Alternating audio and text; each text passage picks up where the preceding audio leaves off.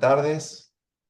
Antes que nada, me presento, mi nombre es Jorge Toro, soy juez penal juvenil de la provincia de San Juan, República Argentina, en nombre del Foro Penal Juvenil de la Junta Federal de Cortes, al cual tengo el honor de coordinar durante este año, darles las gracias por haber confiado en este ciclo de conferencias preparatorias para el Congreso, agradecerles su participación.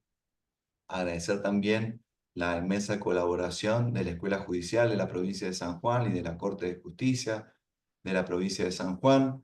Contarles un poco quiénes somos. El Foro Penal Adolescente y Juvenil de la Junta Federal de Cortes se conformó a fines del 2023. Estamos integrados por representantes designados por las Cortes de las provincias, que también a su vez integran la Junta Federal de Cortes. Entre los objetivos que tenemos es, bajo el paradigma de la protección integral, que se encuentra consagrado en la Convención de los Derechos del Niño, promover desde este espacio todo un proceso de visibilización de la especialidad, promover la adecuación normativa en la República Argentina, tanto la normativa de fondo como la normativa procesal. Si bien somos abogados todos, abogados defensores, fiscales, jueces, la idea es generar un espacio de intercambio de experiencias, de conocimientos, que abarque toda la interdisciplina, es decir, los operadores que trabajamos a diario en el sistema. De ahí que este congreso que estamos organizando y estas conferencias tienen un profundo contenido interdisciplinario y también de la especialidad. Contarles que además, con todo el insumo que se genera en los congresos, este ya es el tercero, se publica una bibliografía sobre doctrina, en el cual volcamos todos los contenidos que venimos trabajando en el foro.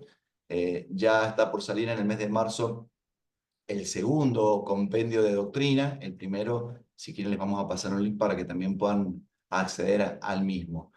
Antes de presentar, tengo además el honor de presentar a la primer conferencista, pero antes de hacerlo le quiero pedir a la doctora Adriana García Nieto, quien además es presidenta de la Corte de Justicia de la provincia de San Juan y la responsable de la Escuela Judicial, y además también integra la Comisión Directiva de la Junta Federal de Cortes, que por favor nos pueda dirigir algunas palabras de bienvenida. Adriana. Muchísimas gracias, Jorge. Bueno, primero que nada, bienvenida, Virginia, y en usted a cada uno de los conferencistas que van a tener durante este ciclo. Bueno, primero en nombre propio, en nombre de la Corte de Justicia de San Juan y en nombre de la Junta Federal de Cortes, para nosotros poder albergar estas conferencias preparatorias, como así poder ser sede del Congreso Penal Juvenil, significa algo más que solamente organizar un ciclo de charlas.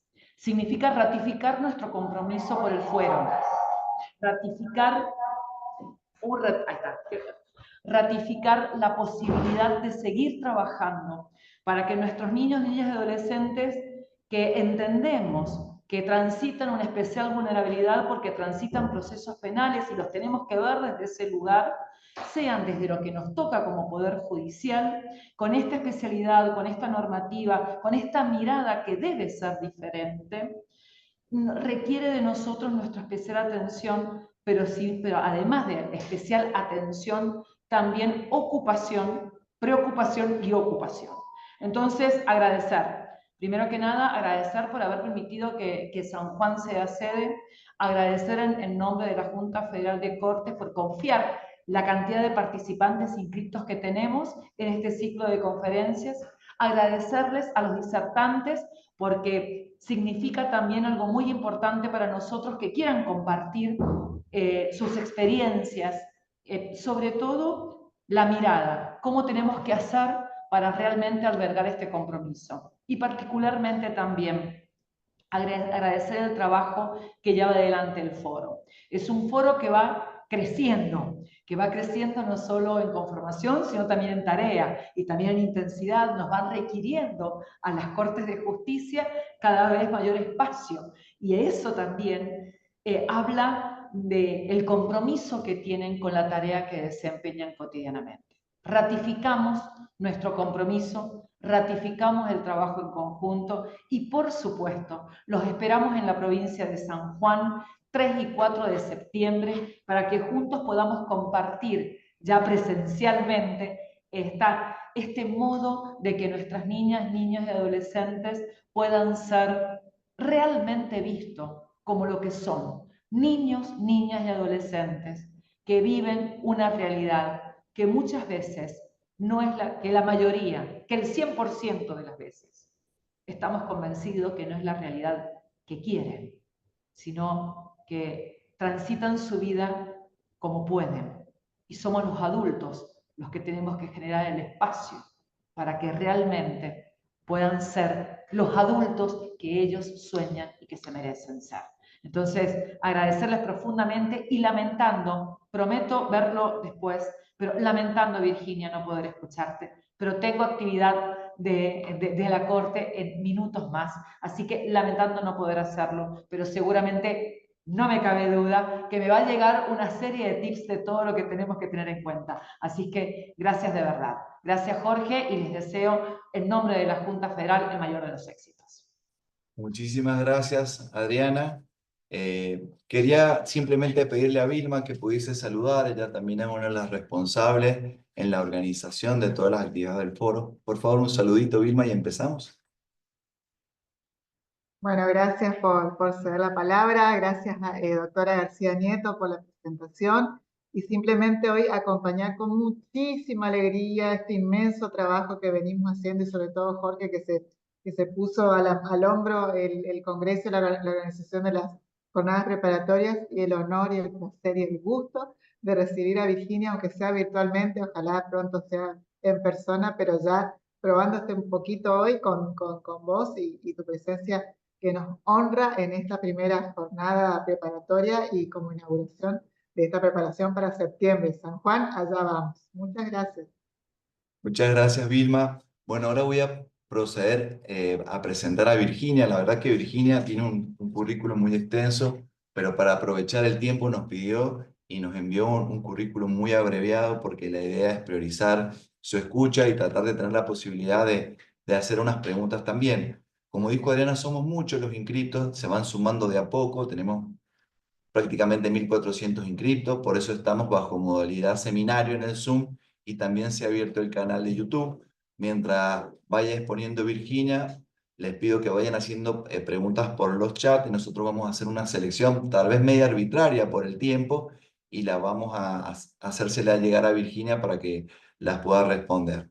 Virginia es doctora en Derecho Penal, fue juez entre el año 2004 y 2011, es profesora en la Universidad Europea Miguel de Cervantes en el grado de Derecho, es mediadora y facilitadora de justicia restaurativa, coordinadora del Servicio de Justicia Restaurativa en Burgos, España, es facilitadora del programa de justicia restaurativa Ave Fénix para víctimas de violencia sexual y género, es consultora de la entidad Justice Rapid Response en justicia transicional y restaurativa, ha realizado varias consultorías para la Jurisdicción Especial para la Paz en Colombia, ha escrito varios libros, el último, La función transformadora de la justicia restaurativa, y tiene un blog, es www.lajusticiarestaurativa.com. Virginia, tienes la palabra. Muchísimas gracias, gracias por la presentación, gracias por invitarme aquí a participar. La verdad es que somos más de 400 personas, es un honor y una presión. Es lo bueno que tiene la tecnología moderna. Cuando me invitaron a participar pensé, ¿qué quieres aportar? Porque de justicia restaurativa ya se habla, ¿no? Y yo entonces por eso elegí lo de la función transformadora, porque creo que la justicia restaurativa tiene que aspirar a ser también transformadora, ¿no? No solo reparar el daño, sino también transformar para que no se vuelvan a repetir los daños, ¿no? Y un poco de eso voy a hablar.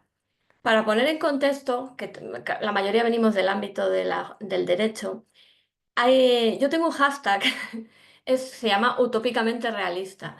Lo digo porque hace muchos años alguien me dijo, todo lo que cuentas está muy bien, pero es utopía. Y claro, yo les dije, perfecto, pero creo que la utopía es lo que nos sirve para avanzar, ¿no? Entonces, seamos utópicamente realistas porque además en justicia juvenil yo creo que la justicia restaurativa es lo lógico, ¿no? Entonces, para comenzar, me gustaría un poco hablarles de qué es justicia restaurativa. Les voy a dar mi opinión. Creo que nunca sabré lo que es justicia restaurativa. ¿Por qué? Bueno, porque creo que es un concepto en constante evolución. Lo que yo pensaba, yo tengo un blog desde el 2012 y entonces he de decirles que hay cosas que escribí en el 2012 que yo digo, Dios mío, ¿lo has escrito tú? Va evolucionando a la medida que nos vamos dando cuenta lo útil que es la justicia restaurativa, sobre todo para fortalecer las relaciones entre los miembros de la comunidad, entre nosotros, ¿no? Hay una definición que me gusta mucho que dice que es la respuesta más adecuada de justicia para cada persona. Creo que es la forma más resumida de definir cómo sería la justicia ideal, no solo la justicia restaurativa. No tratamos de uniformizar respuestas, tratamos de dar la respuesta más adecuada a cada persona, ¿no? También hay otra de las Naciones Unidas que hasta hace muy poco tiempo yo era la que más me gustaba, pero bueno, he ido cambiando, como os he dicho, que más o menos viene a decir que es una respuesta evolucionada al delito, que respeta la dignidad y la equidad de cada persona, construye comprensión y promueve armonía social a través de la sanación de víctimas, ofensores y comunidad. Fijaros qué interesante conceptos como sanación, ¿no? Creo que la verdadera justicia es la justicia que ayuda a las personas a sanar. Y con eso me estoy refiriendo no solo a víctimas, sino también a niños, niñas y adolescentes, a personas ofensoras en general. Yo trabajo con adolescentes, pero también trabajo con jóvenes adultos, que quizá son también los grandes olvidados, porque son personas que, cuando una persona es adolescente o un adulto, pues en España con 18 años y un día ya eres un adulto. Tengo mis reticencias. Obvio que hay que poner un límite cronológico, pero también creo que merecen cierta atención, ¿no? Bueno, eso sería la justicia restaurativa, pero ¿cómo lo aplicamos en la práctica? Bueno, en la práctica hay diferentes metodologías. Las más conocidas es la mediación penal, que es la reunión víctima-ofensor. Hay preparación con la víctima, con la persona ofensora, me imagino que muchos ya sabrán, simplemente estoy intentando contextualizar. Y si se dan las circunstancias, se hace una reunión conjunta. Si hay alguien que no ha visto nunca una mediación penal, les diré que no aventamos a las personas a la reunión conjunta. Hay preparación. ¿Por qué? Porque el niño, la persona adolescente tiene que entender el impacto de sus acciones. ¿Y es fácil? Bueno, pues no suele ser fácil por muchos motivos. ¿Por qué? No pensemos que porque no quieren responsabilizarse, sino porque es difícil, ¿no? Reconocer que has cometido un delito. Y en los casos de la experiencia que tengo yo, es difícil reconocer un delito cuando vienes con tu padre y tu madre y dice, mi hijo no es un delincuente. ¿Cómo vas a reconocerlo?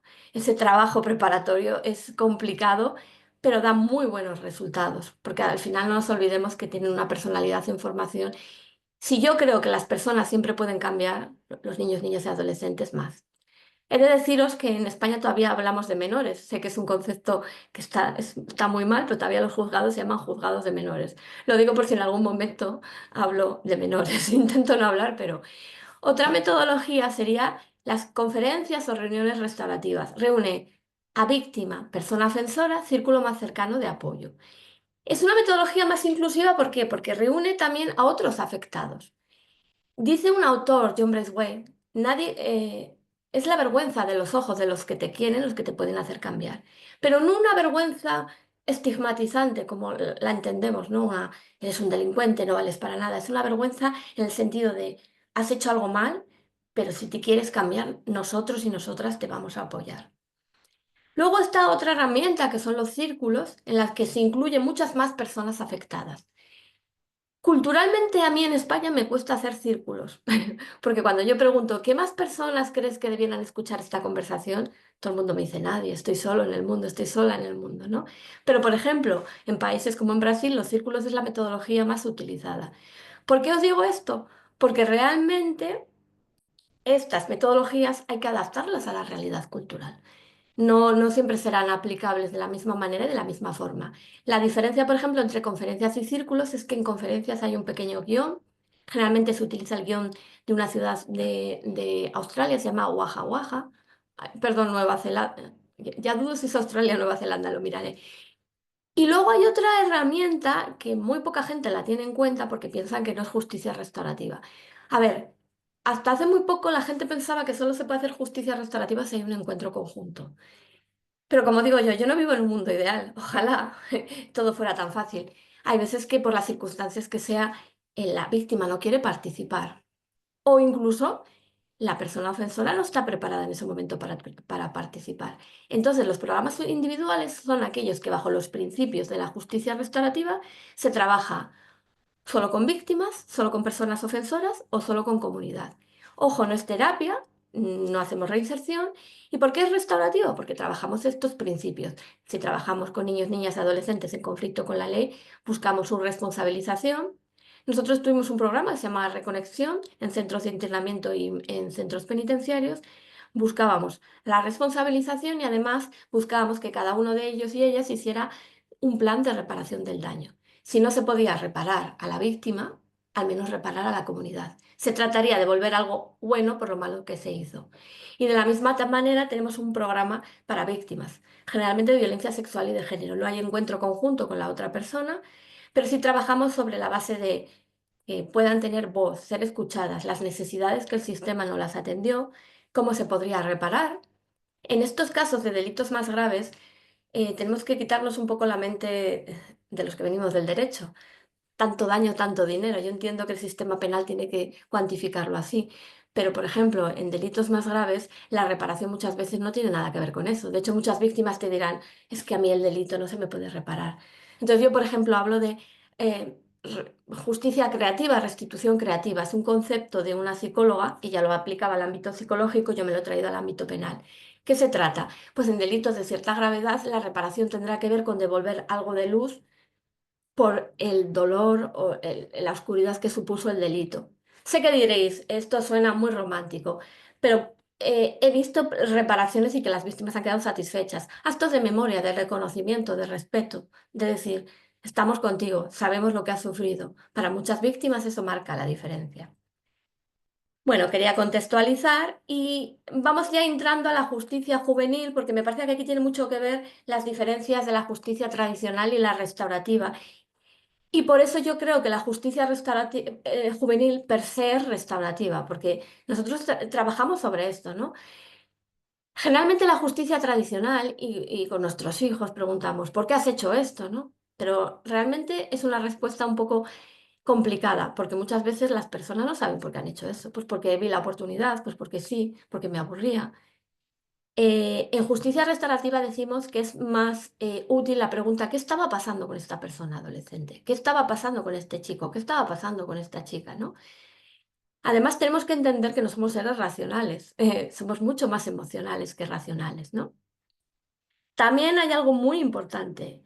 La justicia tradicional mira al pasado, te catalogan por lo que hiciste. La justicia restaurativa mira al futuro. Has hecho esto, pero también tienes el potencial de hacer otras cosas. Y para mí lo más importante, y en estos momentos, al menos que cada día que hay un delito cometido por adolescentes, cargan para bajar la responsabilidad penal, el castigo no disuade de cometer el delito. Realmente no, y estoy convencida de ello. Lo que disuade de cometer delitos es las relaciones fuertes. ¿Qué significa esto? Si una persona se siente conectada con la comunidad, se siente querida por la comunidad, es más difícil que decida dañar a las personas. Es cuando no se sienten queridos, se sienten ignorados por la sociedad, por la comunidad, es cuando se juntan a otras personas con sus valores similares, puesto que el grupo no me quiere, me voy a juntar a otras personas. Y mi escala de valores va a ser diferente, va a ser robar, matar, ¿no? Entonces, las relaciones sanas es lo importante y además es lo que nos hace aprender en esta vida, ¿no? Lo que está bien, lo que está mal, ¿no? Y cualquier cosa, como un comportamiento inapropiado, como un delito que daña las relaciones, afecta nuestro aprendizaje, ¿no? Y nos hace desconectar un poco lo que decía yo de las relaciones sanas. Y lo que hacemos en justicia restaurativa precisamente es un poco esta vergüenza reintegrativa que les decía yo. Sé que es un concepto muy discutido porque la vergüenza, por mucho que queramos, sí que tiene algo de estigmatizante, pero sí que es alentar, ¿no? Eh, Has hecho algo malo, pero tienes la oportunidad de hacer algo bueno de ahora en adelante. La justicia restaurativa les dice a las personas adolescentes, bueno, y a todos en general, porque yo me lo aplico a mí también, no tenemos que ser perfectos, pero sí que tenemos que ser responsables cuando dañamos a otras personas. Entonces, cuando alguien hace un comportamiento inapropiado, que es lo que les decía yo, solemos preguntar por qué, ¿no? Y la verdad es que es imposible que obtengamos una respuesta. ¿Por qué has hecho esto? ¿Qué ocurre cuando decimos esto? Pues que las personas se avergüenzan, bajan la cabeza y probablemente ni siquiera quieran hablar. ¿Qué diferente es que has hecho lo que hacemos en un proceso restaurativo, en el que decimos, cuéntanos tu historia? Fijaros, para una persona adolescente en conflicto con la ley que le digas, cuéntame tu historia, es impresionante porque como piensan que ya están juzgados y sentenciados y que ya están calificados de los delincuentes y las delincuentes, que tú te intereses por sus historias marca la diferencia. ¿A quién crees que has dañado con tu conducta? ¿Cómo puedes, eh, cómo piensas que puedes mejorar las cosas? Y fijaros, hay una cosa que yo siempre digo y me gusta recalcarla. Cuando digo a quién crees que has dañado, bueno, es una pregunta que hago que más o menos a quién crees que has dañado o quién crees que has causado mal. Generalmente ven a su familia, muchas veces a las víctimas, pero rara vez se ven a ellos y ellas, ¿no? Entonces yo siempre digo, creo que te estás dejando a alguien, ¿no? Y es muy curioso ver cómo, ah, pues yo también me he puesto en problemas, yo también me he dañado. Y cuando tú en su plan de reparación del daño les dices, y yo creo que debes incluir cómo te vas a reparar tú el daño, qué difícil es para ellos y ellas encontrar cómo reparar el daño. Muchos pensaréis, pero es injusto. Yo creo que sí, para que una persona se comprometa a reparar el daño a la víctima y a la sociedad, tiene que empezar por repararse a ellos y ellas mismas, ¿no? Y es lo complicado, encontrar cómo se van a reparar, ¿no? Y para eso hay que manejar la vulnerabilidad, ¿no? Eh, la justicia restaurativa manejamos la vulnerabilidad. La vulnerabilidad es el miedo a la desconexión, ¿no?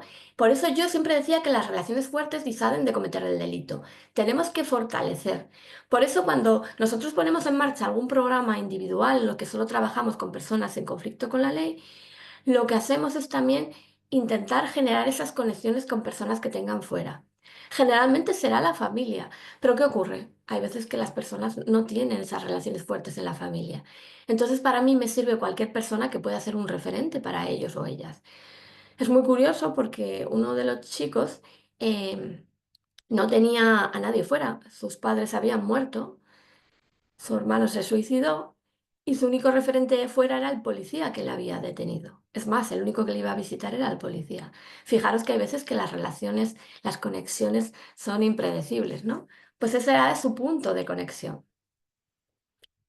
Entonces, ¿por qué estoy hablando de todo esto? Porque para mí la justicia juvenil tiene mucho que ver ya con todo lo que he hablado. Se basa en el principio de especialidad, en fomentar la reinserción, que para mí, como soy muy utópica y tengo una visión romántica, yo prefiero llamarlo reconexión. A mí es que reinsertar me suena algo muy mecánico. Reconexión me suena más a volver a conectar, ¿no? A volver a las personas a que entiendan, se sientan parte del grupo.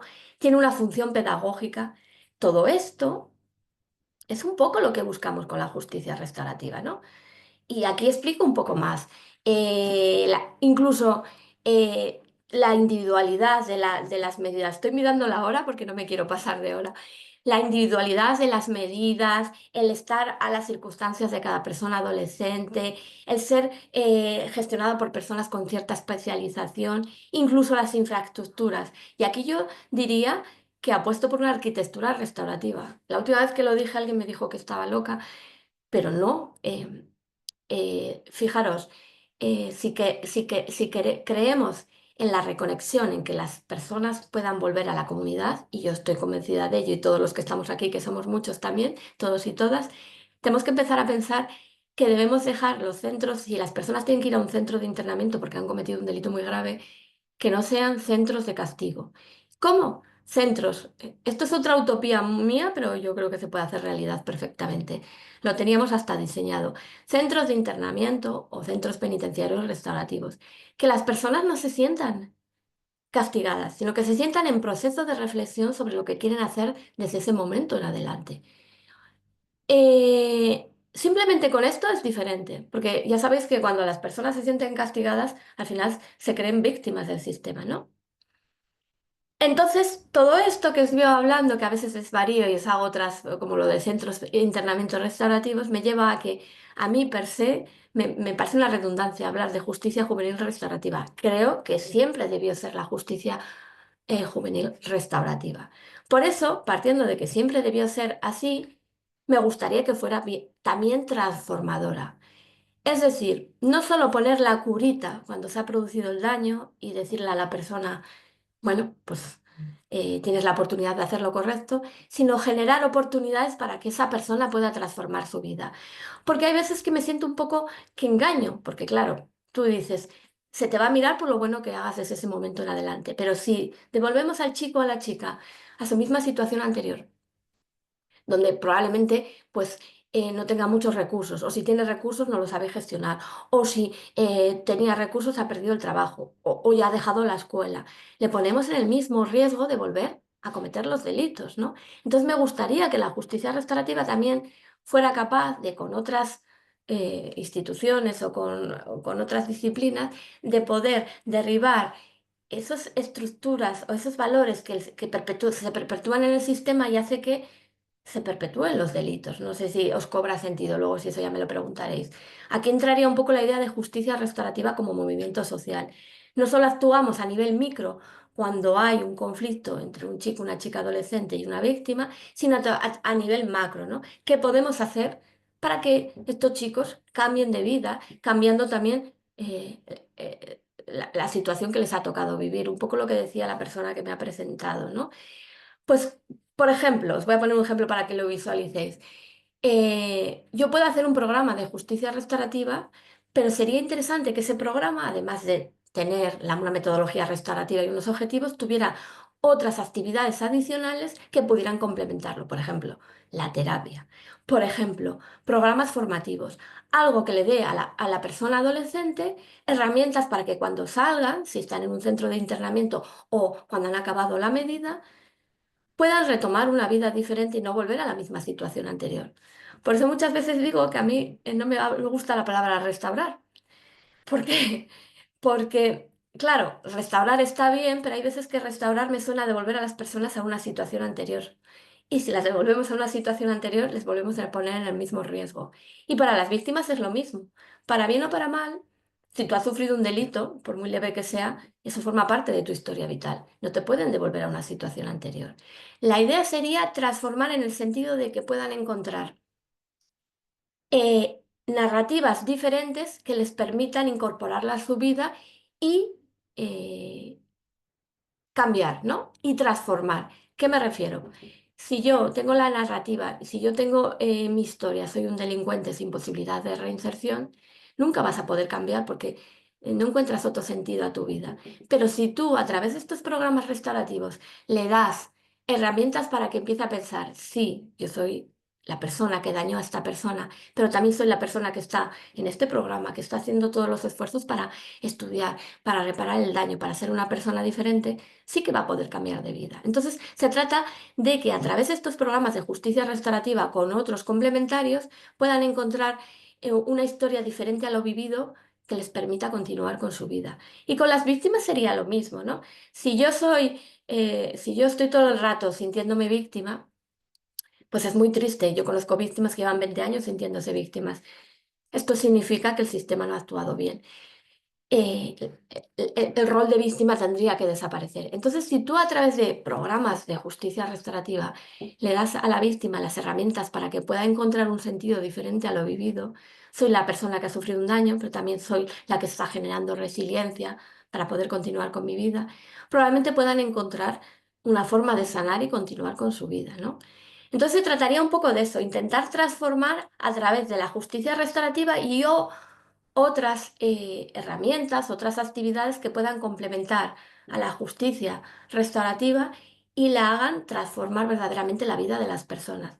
Sé que estoy poniendo un poco, quizá el listón muy alto, transformar la vida de las personas, wow, pero mi visión utópica me dice que podemos hacerlo y que de hecho yo creo que se está haciendo. A pequeña escala, pero creo que se está haciendo, porque además si incorporamos, no me quiero meter con la justicia terapéutica porque es otra cosa, pero para mí tiene mucho que ver, ¿no? Porque además, como os digo aquí en el PowerPoint, que como veis a veces no lo sigo, tengo la tendencia de no seguir lo que escribo, lo siento. Si luego queréis el PowerPoint yo lo paso sin problema. Otra cosa porque la justicia restaurativa también debe transformar es porque no solo abordamos el daño, sino también tenemos que acudir al porqué, ¿no? Por eso yo decía que era tan importante la pregunta, ¿qué está pasando con esta persona? El porqué. Esto es muy sencillo. Si cada día hay más casos en mi ciudad niños, niñas y adolescentes adictos, ya no a las drogas, desgraciadamente, a los videojuegos, a las máquinas, aquí se llaman tragaperras vulgarmente, a las máquinas de que metes dinero, sí, a los casinos, ¿no? A jugarse dinero en las máquinas, ¿no? Esto les lleva a que hay muchos robos, por ejemplo, porque las personas son adictas, los niños, las niñas, los adolescentes en general son adictos y roban, pues bueno, para seguir jugando.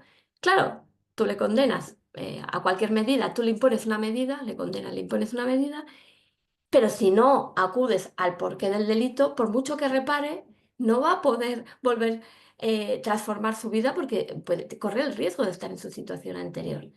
En uno de los programas que teníamos nosotros, pues teníamos a un chico que era ludópata y claro, él mismo lo decía, no, yo aquí en el centro estoy bien, no tengo los instintos de jugar. El problema será cuando salga afuera, ¿no?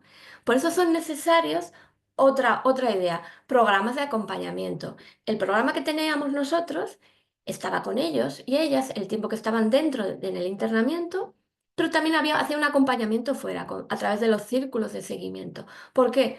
Porque dentro, pues muchas veces, pues no, tienes todo, tienes una vida estructurada, pues te es fácil, pero cuando sales la vida se complica, ¿no? ¿Y qué hacíamos en esos círculos después de acompañamiento? No significa que estuviéramos investigando por si estaban en riesgo de delinquir para contarlo. No, era un poco un grupo, no era terapia, pero un grupo de apoyo que sintieran conexión con las personas que habían participado en ese programa para si en algún momento, pues bueno, se sentían mal o necesitaban contar cómo les estaba yendo, tuvieran esa conexión. Buscábamos más conexiones, no solo con la familia, sino con la comunidad que se había creado en el programa.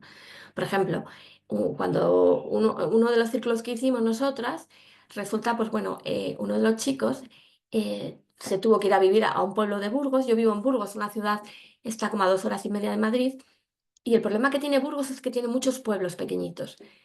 Y os vais a reír porque cuando digo pueblos pequeñitos, digo pueblos en los que igual hay 20 personas. Somos la provincia de toda España con más pueblos, no sé si hay más de 300. Pero claro, la mayoría están despoblados. Entonces el pobre tenía mucha angustia porque tenía que volver a un pueblo tan pequeño en la que todos sabían que había estado en un centro de internamiento. Entonces tenía mucha angustia. Entonces esos círculos le sirvieron un poco para ir lidiando con esa angustia y ver que efectivamente estaba siendo bien admitido por la comunidad, ¿no?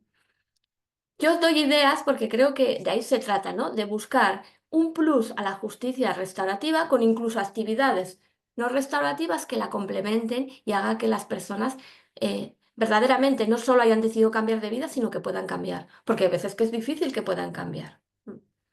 Creo que eso es lo importante. Porque además, para mí, toda la justicia restaurativa se trata de construir, fortalecer o reparar comunidad. Hasta ahora lo más conocido es reparar, ¿no? Reparar. Pero también debemos trabajar, construir y fortalecer. Ahí entra ahí a la prevención, ¿no? El- Sería básico trabajar en otros ámbitos. La justicia restaurativa surgió en el ámbito penal, pero desde el momento que nos relacionamos como personas podemos dañar, ¿no? Y como dañamos, puede aplicar la justicia restaurativa. Ojo, una diferencia con la mediación es la siguiente. En justicia restaurativa trabajamos con un daño que genera desequilibrio. En mediación trabajamos cuando hay un conflicto co-construido. Por eso yo siempre hago hincapié cuando generamos daños y hace que surjan desequilibrios, ¿no?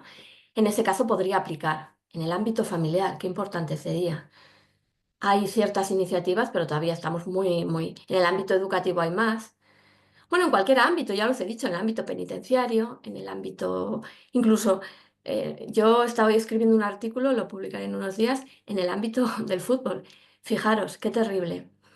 Yo vengo de una ciudad muy pequeña, yo me especialicé en delitos graves y apenas hay delitos graves. Desde el COVID hay como 2 o 3 al año. No es que no es que esté diciendo, jo, nadie comete delitos graves, pero pues últimamente hay delitos más graves y el último ha sido, fijaros, un partido de fútbol, niños pequeños, 10 años. Al final del partido, el papá de un niño agrede al árbitro, el árbitro quedó inconsciente y le tienen que operar porque tiene el cráneo partido, ¿no? Fijaros, cuánto trabajo hay que hacer. Pero no solo con los niños, con los padres. Pues es que los padres, los niños al final absorben lo que los padres. Pobre niño, su padre ha pegado a un árbitro por un partido de fútbol. ¿Qué valores queremos transmitir? Si es que tenemos que trabajar también con los progenitores, los padres y las madres. Entonces, en el ámbito familiar sería para mí esencial. De hecho, cuando trabajamos con los adolescentes, lo que más cuesta es trabajar con los progenitores. Cuando yo comencé en la justicia restaurativa, estuve en prácticas en un programa para, eran adolescentes agresores sexuales, ¿vale? Bueno, como decían, lo peor, me río porque decían, lo peor de la sociedad nos llega aquí. Bueno, además eran niños reincidentes. Pero lo peor no eran los niños, lo peor eran los padres. Mi hijo no es un violador. Claro, es imposible trabajar con un niño si el padre está presente o la madre con esa premisa. Entonces pedíamos permiso para trabajar solo con los niños y darles a los padres los avances. ¿Conseguíamos? Bueno, es costoso que alguien que ha cometido un delito tan grave se responsabilice. Hay que darle tiempo. Hay que trabajar la vergüenza. Hay que trabajar las causas de justificación. No sé si conocéis las causas de justificación de Matt Sky. Vienen a ser, bueno, la víctima se lo podía permitir, bueno, ella quería, seguro que el que me está juzgando cometía cosas peores, mis amigos lo hicieron, ¿porque no lo voy a hacer yo, no? Entonces hay que trabajar sobre eso, pero se puede hacer, ¿no? Entonces, para construir una justicia restaurativa transformadora, también tendríamos que trabajar no solo en lo que he dicho, programas que complementen con otras actividades no restaurativas y que transformen las vidas de las personas, sino también creo que había que trabajar con las familias, para que los niños sientan esa pertenencia a, a su familia, a su comunidad. Otro caso grave que recién ha pasado en España y que ya están pidiendo que suban las penas. Em, Tres adolescentes que estaban en un piso tutelado porque estaban cumpliendo una medida, porque habían cometido ciertos delitos, han asesinado a su educadora. Bueno, para mí el problema es, aparte de, bueno, pues la falta de prevención de la empresa que trabajaba y tal, para mí el problema es que hay que poner freno antes. Uno de los niños estaba porque había pegado a su padre 30 veces en el último mes. Creo que hay que trabajar en las familias en justicia restaurativa. Creo que sería para mí lo ideal, ¿no? Pero bueno, poco a poco, en eso vamos, ¿no? Pero creo que sí, el sentimiento de pertenencia al grupo favorece la conexión. Imaginaros, ese padre ha salido en la televisión diciendo que está terriblemente afectado. Ese padre, ese niño, esa desconexión, ¿no? Bueno, no quiero extenderme mucho porque quiero que me hagáis preguntas, ¿no? Entonces, para una justicia transformadora, yo también creo que es la capacitación continua. Yo no dejo de aprender. El día que yo deje de aprender sobre nuevos enfoques, yo ahora hablo mucho de espacios restaurativos porque creo que no solo se trata de metodología, también se trata de generar espacios donde las personas, los niños, niñas tengan voz, ¿no? Eh, para trabajar un poco la prevención y la construcción de comunidad. Y yo creo que siempre se aprende. Yo no soy experta en justicia restaurativa y el día que sea experta o seré muy viejita, que soy muy joven todavía, o será que lo he aprendido todo y me tengo que dedicar a otra cosa, ¿no?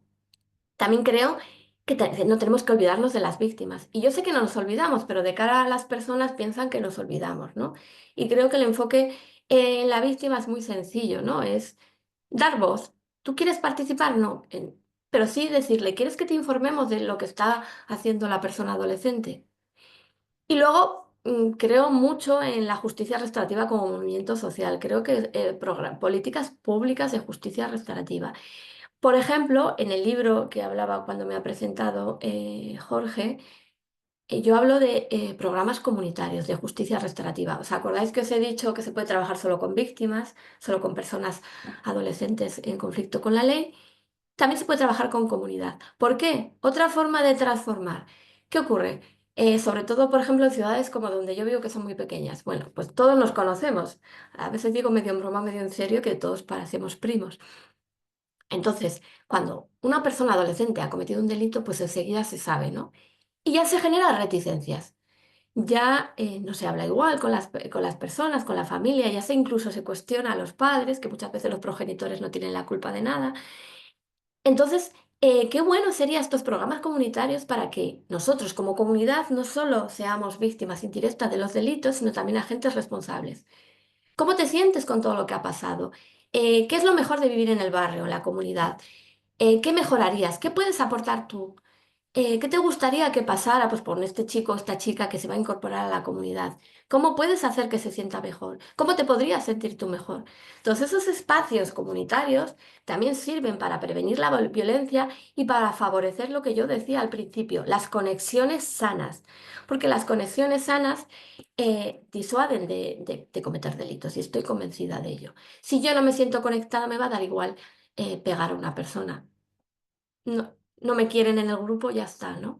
Pero si yo siento que formo parte de ese grupo, probablemente sea mucho más sencillo y más fácil de que tú no quieras dañar a esa persona, ¿no?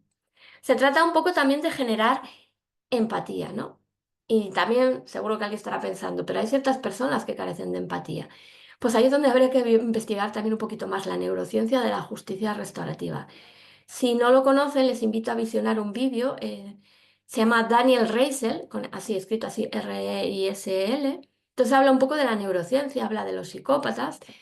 No son tantos y hay muchos psicópatas integrados y cómo debemos un poco también empezar a estudiar el cerebro. Si estudiamos el cerebro para las enfermedades físicas, también habría que estudiarlas para las enfermedades mentales.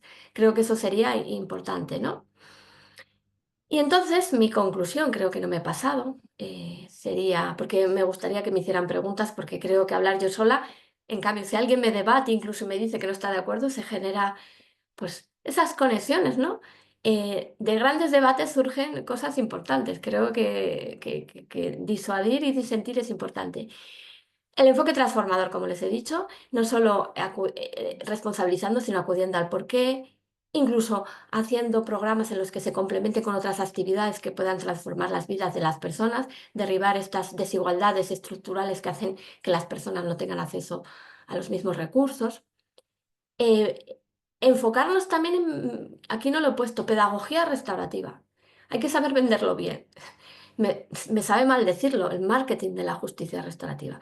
Generalmente las personas que llegan a venderlo no saben venderlo. En España, por ejemplo, son los políticos y lo venden muy mal. Lo venden como un modelo de agilizar la justicia, etcétera, etcétera.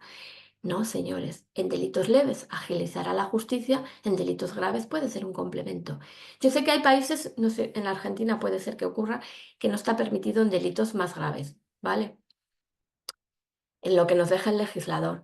Aquí en nuestra ley pone que nos revistan especial gravedad. Luego se hizo una serie de reformas. Bueno, se trabaja un poco ahí, pero bueno, como digo yo, en delitos más graves se puede trabajar cuando la persona tiene una medida. Entonces, de ahí no van a pensar que se agiliza, ni que es para que obtenga beneficios jurídicos, ni que es una justicia blanda. La justicia restaurativa, cuando ya tiene una medida, servirá para fomentar su reconexión. No tiene nada que ver con agilizar los juzgados. Entonces, es muy importante la pedagogía restaurativa. Mi padre tiene 90 años, entonces yo era juez, era buena, y empecé a hacer la oveja negra cuando empecé a dedicarme a la justicia restaurativa. Hay que hacer mucha pedagogía con todas esas personas que todavía creen que la letra con sangre entra, ¿no? Entonces hay que hacer mucha pedagogía. Y además no se trata de que en delitos graves, a ver, yo creo en el principio de oportunidad y lo tengo claro. Si una persona adolescente se le puede evitar entrar en el sistema, mucho mejor, por todas las repercusiones que tiene para ellos y para ellas. Si el delito es muy grave, tendrá que entrar. ¿Pero qué hacemos? Les damos ya por perdidos. Aquí el máximo de internamiento son 7 años. Claro, la gente lo ve terrible, matas a una persona no, pues se va a trabajar para que esto no vuelva a ocurrir, porque todavía tiene una personalidad en formación y son reconectables, ¿no? Pero hay que saber venderlo.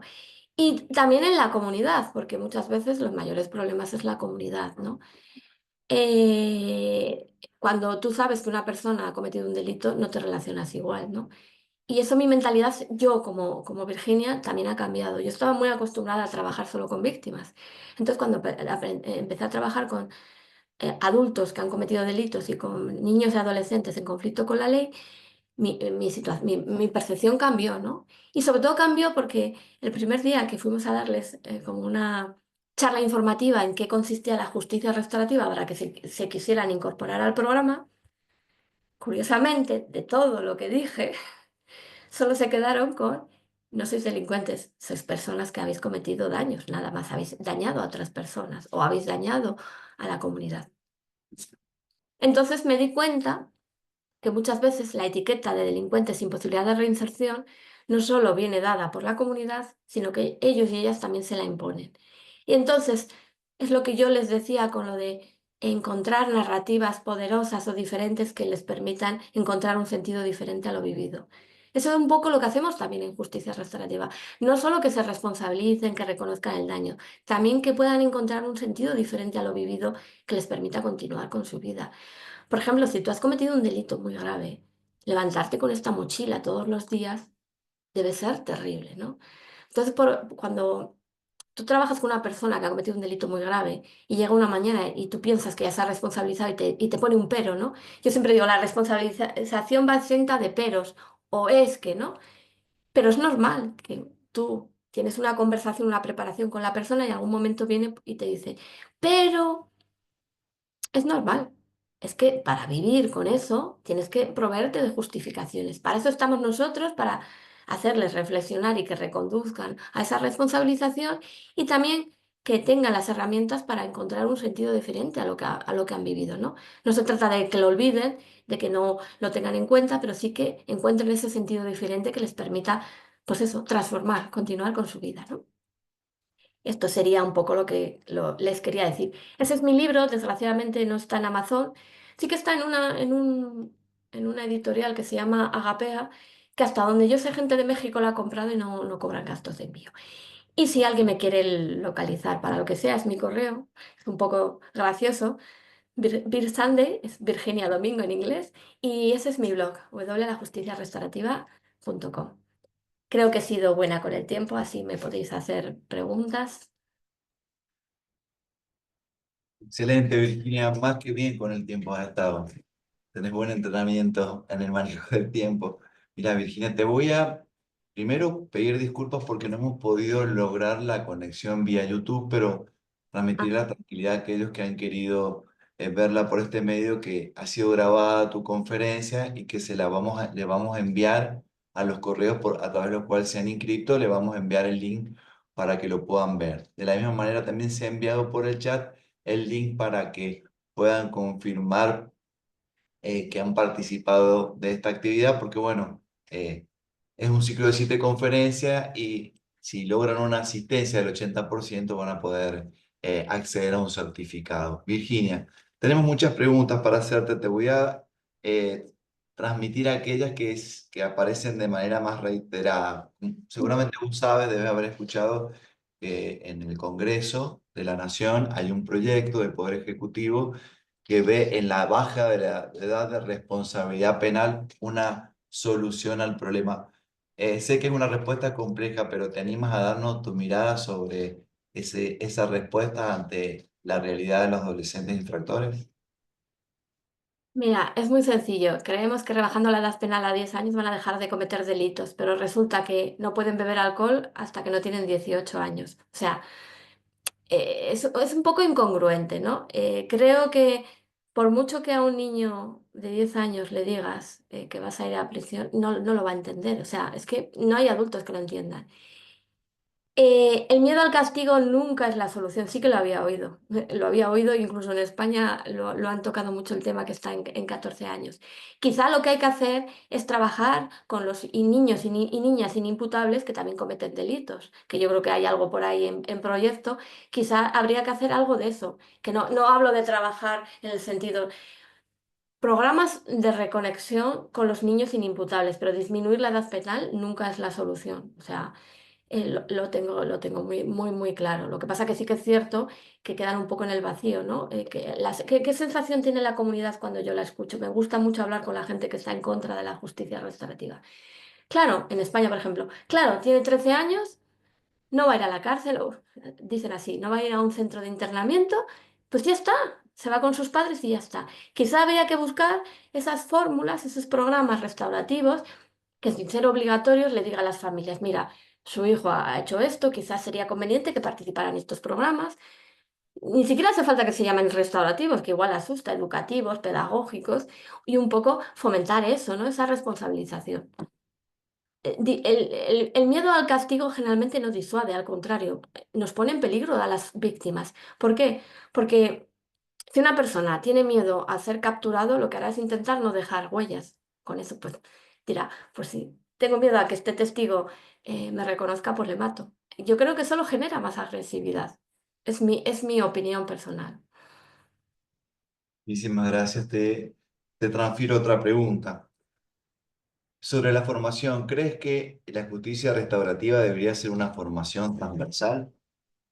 Sí, además es que cuando me dicen quién puede ser facilitador, yo creo que cualquier persona que tenga vocación, eso es lo primero, que tenga vocación. Bueno, todos los que estamos aquí tenemos vocación.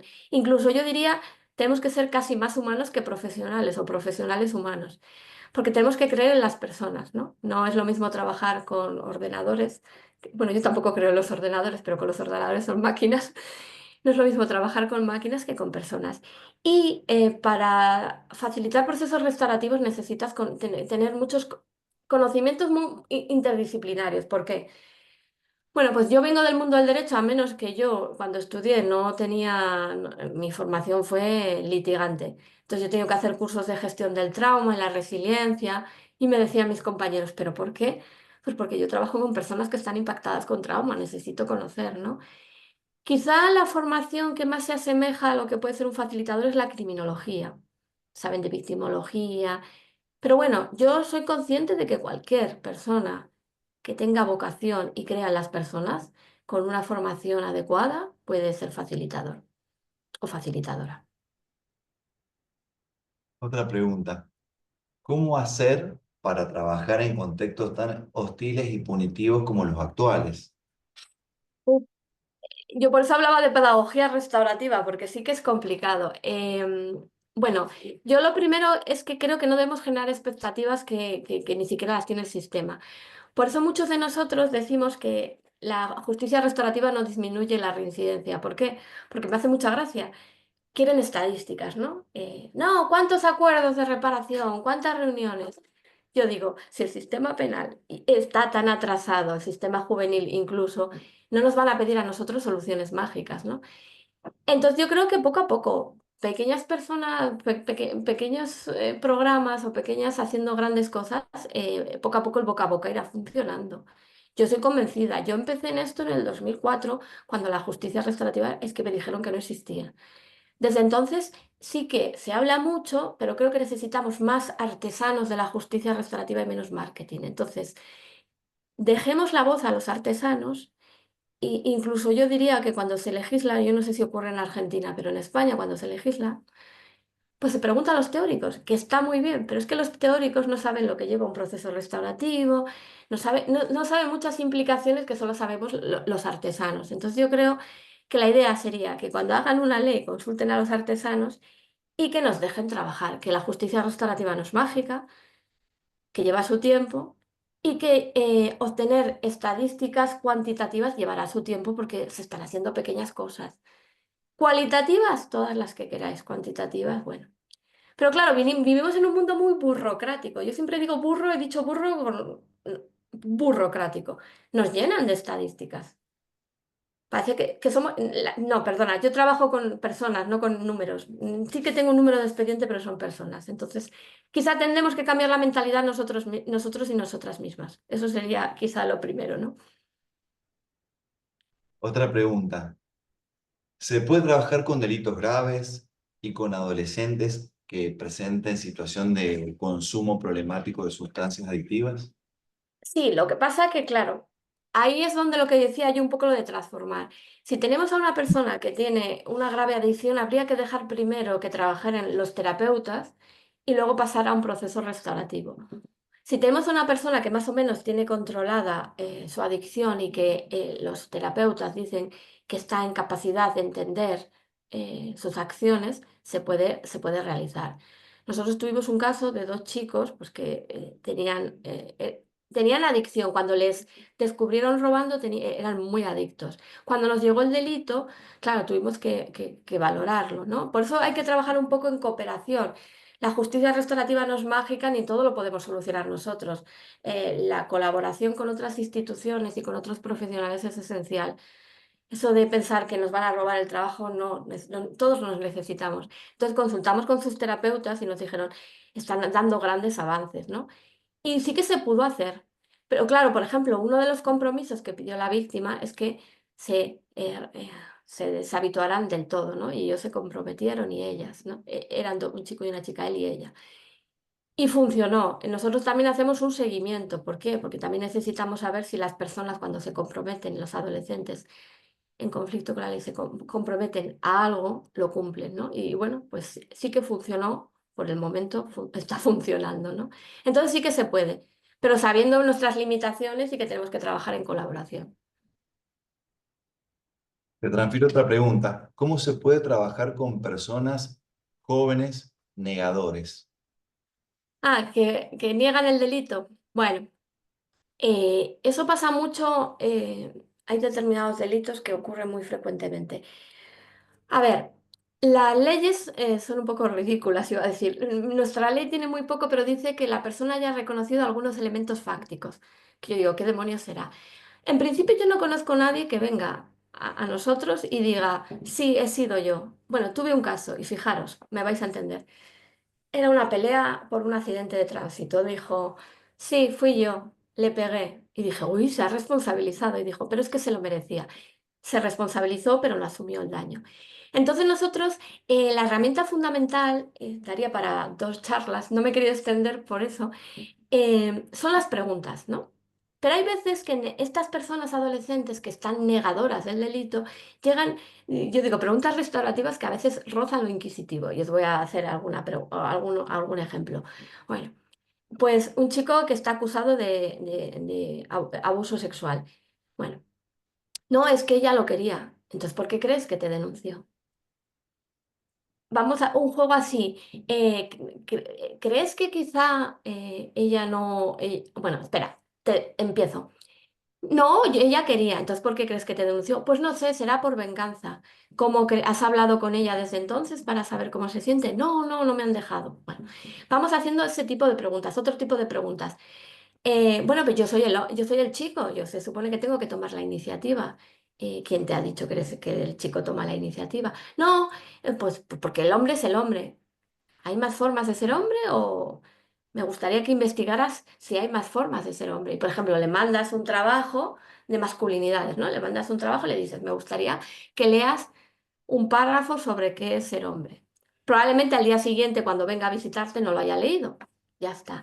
Pero poco a poco, para mí es fundamental que empiecen no a decir, pues tienes razón, pero sí a, bueno, quizá no quería y yo no lo supe ver. Es decir, que pongan algún pero a su justificación, ¿no? Que empiecen a cambiar. Es decir, nosotros trabajamos sobre todo con preguntas y en este caso reflexivas. Y en adultos es igual, y os voy a poner un ejemplo.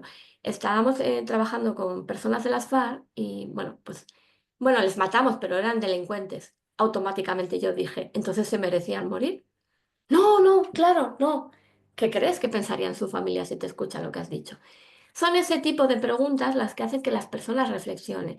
Y lo que hay que tener es paciencia, porque a veces no pasan ni en un día, ni en dos, ni en un mes, ni en dos. Por eso, a veces es mejor trabajar cuando ya tienen una medida, porque claro, durante el proceso es complicadísimo, ¿no? Entonces hay que tener un poco paciencia y eso. Obviamente habrá personas que lo nieguen siempre y nunca lo vayan a reconocer, pero sí que hay personas que son rescatables cuando lo niegan. Te transfiero otra. ¿El castigo puede tener una función reparadora para víctima y victimario?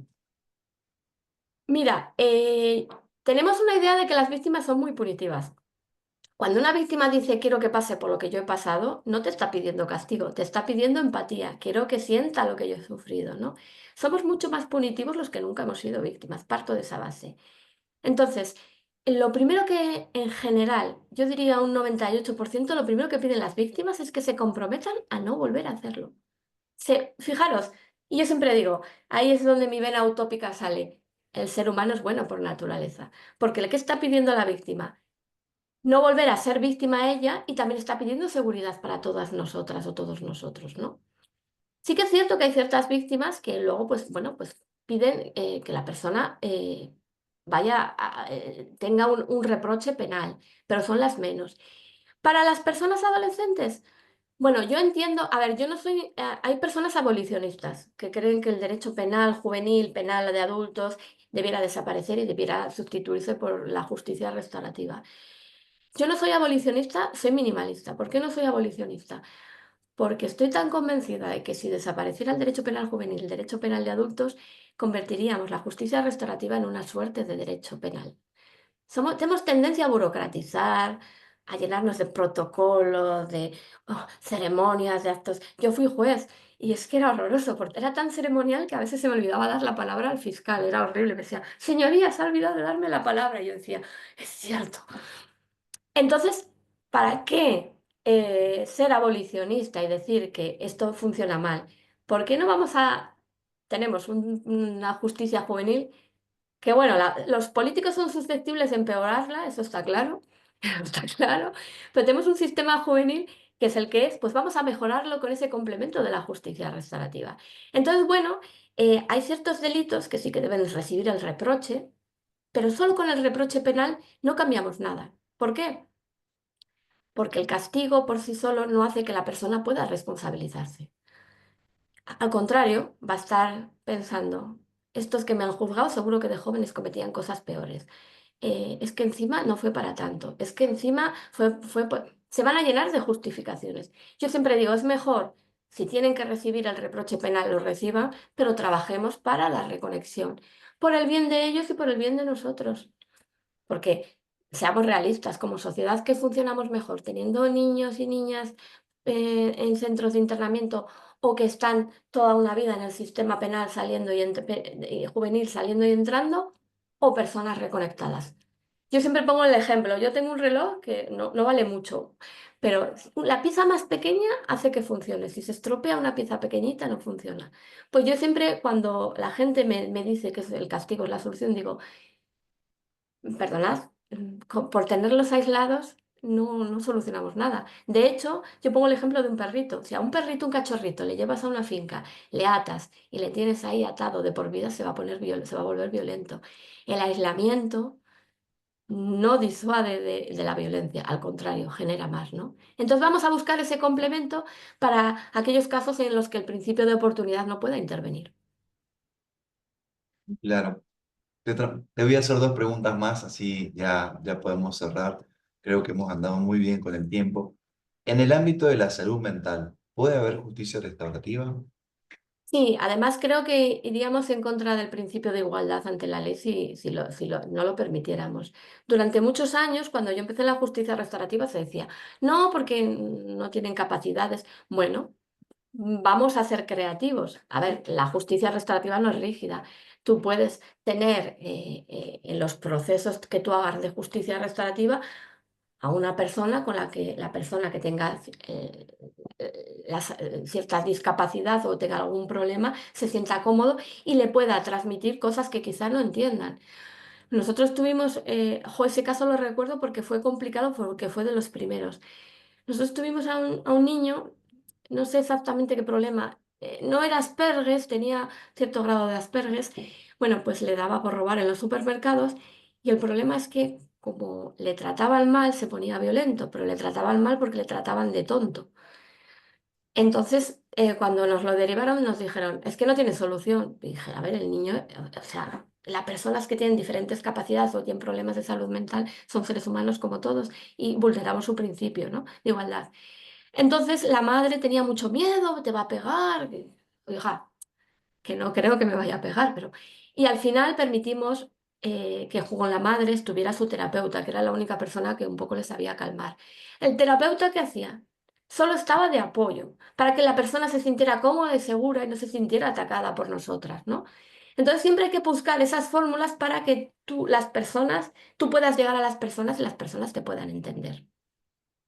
Entonces ahí sí que hay que ser un poco creativos porque creo que es lo que permite la justicia restaurativa, ¿no? Al final se trata de generar espacios seguros para que las personas, los adolescentes, se sientan cómodos y puedan contar su historia, ¿no? Y se puedan generar esos procesos de responsabilización, de sanación, de transformación. La última pregunta. ¿Es indispensable que se asuma la autoría? Yo creo que cuando las leyes ponen eso es que no lo han hecho un teórico, no lo ha hecho un artesano. Yo creo que es la labor del facilitador durante la preparación trabajar eso. Porque realmente rara vez lo van a asumir de primeras. Ya os digo, el único caso que tuve lo asumían, pero o sea, se responsabilizaba, pero no asumía el daño. Yo creo que es mucho mejor entender que ese es un proceso que se va a trabajar en la preparación. Por eso yo siempre digo que, claro, no es fácil. La preparación con la persona ofensora lleva tiempo, pero también con la víctima, ¿no? Hay veces que las víctimas, pues bueno, cuando tú las llamas no están preparadas. O les llamas, ¿no? No, no, yo no quiero. Y luego pasan los días y su estado va cambiando y se van haciendo otras preguntas, ¿no? Y entonces es el momento adecuado. Entonces sí, sí que se puede. Pero tenemos que tener. Claro, tendríamos que tener leyes buenas. Yo en España de momento tenemos muy poquitas leyes. Entre tener leyes malas y no tener, prefiero no tener leyes. Como decía un fiscal, todo lo que no está prohibido está permitido. Lo siento decirlo, entre tanto juez fiscal igual me genera alguna enemistad, pero creo firmemente que todo lo que no está prohibido está permitido. Un vacío legal. Bueno, como decía, daros cuenta, nosotros empezamos los servicios cuando no existían normas, entonces éramos alegales. No éramos ilegales, éramos alegales. Perfecto, muchísimas gracias. La verdad que has sido sumamente clara en tu exposición. Eh, Agradecerte nuevamente por tu participación, por haber abierto este ciclo de conferencias. Dentro de los objetivos del foro está claramente la necesidad de implementar la justicia restaurativa, que sea parte complementaria de nuestra especialidad. Transmitirle a las personas que han participado, primero pedirle disculpas porque lamentablemente no hemos podido transmitir por YouTube. De todas maneras, ha sido grabada esta conferencia y le vamos a enviar el link para que lo puedan ver. También vamos a hacer posible, le voy a pedir a la responsable de la Escuela Judicial que nos explique brevemente cómo hacer para acreditar nuestra asistencia y también contarle que le vamos a mandar un link para que puedan también adquirir, acceder al compendio de doctrina que se generó en el primer congreso y avisarle que prontamente ya va a estar disponible el segundo compendio de doctrina. Lorena, por favor. Hola, sí, buenas tardes a todos. A través del chat y de preguntas y respuestas he enviado el link que lleva el formulario para que completen con sus datos y así poder acreditar la asistencia. Con respecto al link del compendio, ese también se les va a enviar en la grabación. Por esta única vez le enviamos una grabación, la grabación de la clase de hoy, con el link, ¿sí?, del compendio. Sinceramente les pedimos disculpas desde la Escuela Judicial porque han habido problemas con el servidor, con la conectividad y por eso no se ha podido transmitir por YouTube. Muchísimas gracias, Un placer. Lorena. Gitman, cerrás con un par de palabritas y ya nos dejamos. Bueno, desde ya mucha participación en el chat, eso estaba mirando. Jorge realmente resumió muchísimo y muy bien las preguntas, muchas inquietudes, Virginia, y sobre todo también estoy haciendo acá en mi celular y también el chat, lo clara de tu exposición, lo empática de tus palabras hacia nosotros jueces, abogados, fiscales, defensores, asesoras y demás personas profesionales que están en el chat, tanto de Argentina como de otros países. La verdad que ver que ha habido casi 500 personas conectadas, escuchándote con mucha atención. Nosotros nos vemos los cuatro acá, pero en el chat y en la asistencia se ven cantidad de personas. Un placer escucharte como siempre para todos y la verdad que no sea, que sea una de las tantas veces que nos puedas acompañar, escucharte es aprender y realmente reforzar lo que uno está convencido de lo que es la justicia restaurativa, que va muy de la mano de la justicia penal juvenil. Así que agradecida en persona, primero por mí misma y por todos los que estamos acá escuchándote con mucha atención esta tarde de martes. Te mando un abrazo fuerte. Muchísimas gracias. Si alguien me quiere contactar al correo para hacerme alguna pregunta, yo estoy a su disposición. Ha sido un placer. Intenté ser breve para que pudiera haber más preguntas y así, pues. Ha sido muy breve y clara. Muchísimas gracias. Que tengan buena tarde a todos. Buenas noches para vos. Que anden Adiós. bien. Hasta luego. Hasta luego. Adiós, adiós. Adiós. Hasta luego, muchas gracias. Chao, chao, chao, chao. Chau, chau.